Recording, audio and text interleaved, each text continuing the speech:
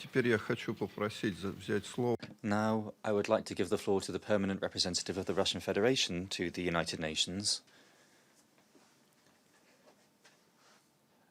Vassily Nebenzia.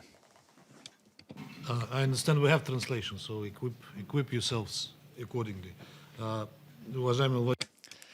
Vladimir Ivanovich, colleagues, I'd like to express our sincere thanks for having organized today's meeting and to congratulate everybody on launching this large-scale project to build capacity in Central Asia to combat the illicit trade in weapons and their delivery to terrorists. This is the first such comprehensive program of technical assistance under the aegis of our global organization at the nexus of counter-terrorism, disarmament, and organized crime. For this reason, it's particularly important that its development and implementation, besides the Office of Counterterrorism, also included the Counterterrorist Executive Directorate, the UNODC, and also the UN Office on Disarmament Affairs. We thank the heads of these various structures for their significant contribution to today's discussion.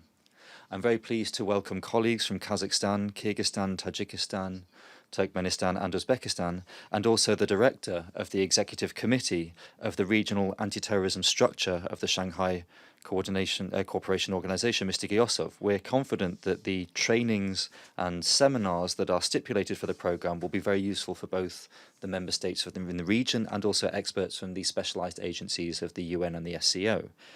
I must note the importance of the Memorandum of Understanding signed the day before yesterday between the UN Office of Counterterrorism and the SCO RATS.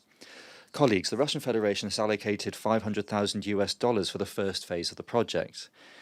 We intend, where necessary, to also offer expert support for its implementation. For Russia, what is very symbolic is the fact that the launch of this initiative is taking place on the eve of Defense of the Fatherland Day. This date, the 23rd of February, is a holiday that is marked every year also in Tajikistan and Kyrgyzstan. For our colleagues who are less familiar with Soviet history, I'll explain that this is the anniversary of the foundation of the Red Army, the same Red Army that broke the back of fascism in the Second World War 75 years ago. On this day, we pay tribute to the military personnel who risked their lives for the motherland. In recent years, the character of the threats that they have to face has changed rapidly. More and more often, our opponents come not from state armed forces, but from terrorist groups and criminal groups. The armed conflicts in Syria, Libya, Afghanistan, and many other hotspots show us that terrorists are often just as well equipped in military terms as national armies. And as our colleagues have said, the question is, where do they get this weaponry from? And we know the answer to some of these questions. Unfortunately, those answers are not very pleasing to hear. And for this reason, in 2017, with the active support of Russia, the Security Council perfected its existing standards on the fight against deliveries of weapons to terrorists.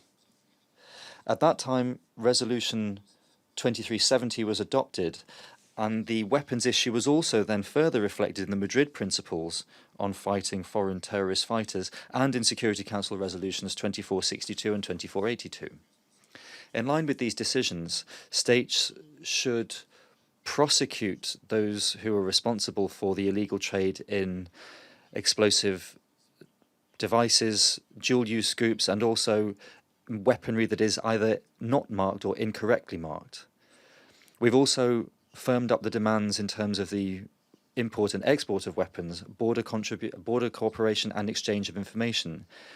Effectively carrying out all these measures is only possible in a depoliticized atmosphere of cooperation, with the UN playing a central coordinating role. We hope that today's project will bear fruit and will enable us to also realize this in other regions around the world. In Moscow in 2018-2019, we had large-scale conferences on this subject, during which we were able to define the most pressing problems connected with weapons being supplied to terrorists. Colleagues, I don't want to end my speech on a negative note, but the circumstances compel me to do so.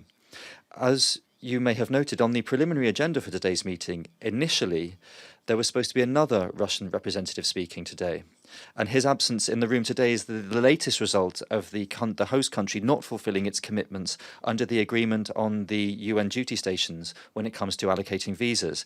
These activities seriously damage the reputation of the United States and also the organization in its multilateral efforts against terrorism. Thank you. Спасибо, Василий. Thank you very much, Vassily Alexievich, for your statement. I would also like to thank Russia for this initiative, this very important initiative, and for the financial contribution that's been made to its implementation.